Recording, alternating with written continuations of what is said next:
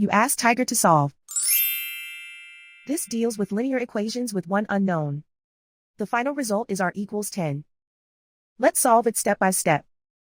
Simplify the expression. Expand the parentheses.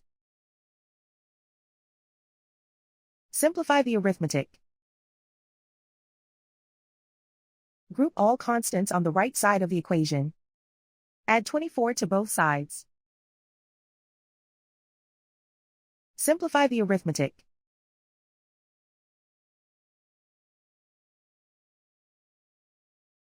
Isolate the r. Divide both sides by 2.